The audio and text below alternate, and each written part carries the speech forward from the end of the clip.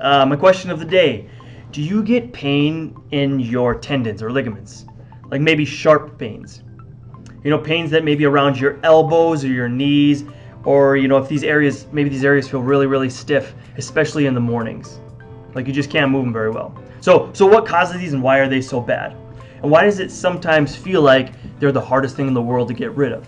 So pain in these areas, of course, they can be very annoying and extremely painful, like pain in your elbow, pain in your knee. And not only that, but when we do normal daily activities, sometimes these pains can get much worse. So for example, people can have a major flare-up in this pain from just carrying their groceries in, carrying their purse, doing something like vacuuming, or going for like a brisk walk outside and it makes the knees flare up. Or maybe the tendons in the legs get very, very sore. And when you have pain in these areas, it can be very difficult for the body to heal them. These tendons are absolutely ripe with nerve endings. So even a small issue there, a little bit of inflammation or a small tear can be extremely painful because there's so many nerves there. Plus, these tendon and ligamentous areas actually don't heal as fast because they don't have as many blood vessels. The vasculature to those areas is just not nearly as good as it would be to like the muscles or to like the organs of the body. And actually, if you do get an injury, normally you're supposed to get an inflammatory response. The area is supposed to get inflamed. This is part of how our body heals itself. But because there's such poor vasculature there, and sometimes blood flow can be so bad, these areas won't get a normal inflammatory response, so then they don't heal as well. The damaged tissue can't be carried out, and fresh nutrient can be brought in to promote the healing of new tissue. So it can be very, very difficult to heal even a minor tear, say like in a tendon, and it seems like that will take longer to heal than maybe a more severe back issue, which is maybe even much more painful. So why does this affect fibromyalgia so badly? Why bring this kind of thing up? This is a big issue with fibromyalgia, but as I've mentioned before, in fibromyalgia, there's already an increased burden on the body.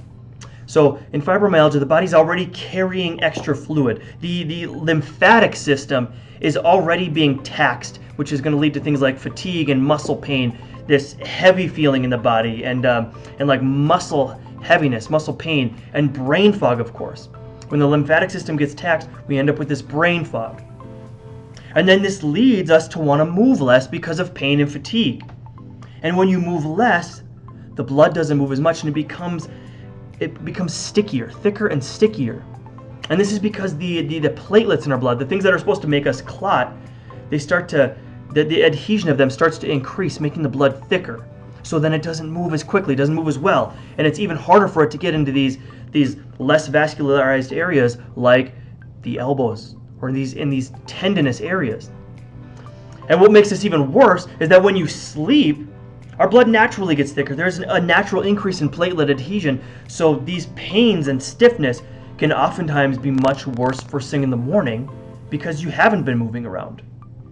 So you can see why it's so important to properly address this issue.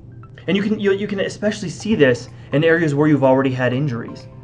Old injury sites like where maybe you had an elbow injury, a wrist injury, an ankle injury. Or maybe you've had surgery in these areas, so not only do you have a problem in a tendinous area, but you've also got scar tissue there, further inhibiting good blood flow from getting into those tissues. So the question is, how do we combat this? How do we deal with this poor circulation, this thickened blood, so that we can actually heal these areas and get that pain to go away? Now, if you've already got a severe cardiovascular issue, like heart disease, yes, you may be prescribed a blood thinner, but of course, that's not good for the body, and it can come with its own side effects. And normally what we'll do is we'll use certain natural medicines to modify these factors that'll help in decreasing platelet adhesion and prostaglandins to help the blood flow better and to decrease inflammation and tumor necrosis factors to actually relieve this pain and help the tissues heal. Now, from a medication standpoint, this is actually would need to be accomplished with a whole cocktail of medications. A good friend of mine was a pain management specialist, and he looked at some of these natural medicines and said, wow, you'd need like 4 or 5 drugs just to accomplish what you're doing right there.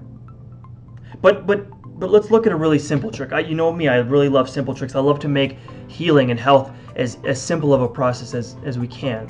So a real simple trick that you can do, and you can start it today, would be to decrease the amount of processed sugar you're consuming. By decreasing this sugar, it actually helps to improve blood quality and will allow these tissues some breathing room. The blood will be less thick, less sticky, so it can get into where it needs to go, so it can do its job of helping the body heal itself. Not only will it do that, but decreasing the sugar will actually decrease inflammation, which will help the body on a broad scale and will help in this journey through fibromyalgia. So this one simple thing, one simple trick, eliminate the processed sugar, the cookies, candies, the baking, all of these things, because all it's doing is slowly poisoning the body, and the body is slowly breaking down because of this. So thanks for watching today, everyone. Our mission really is to help as many people as possible to overcome their fibromyalgia and to completely turn their lives around.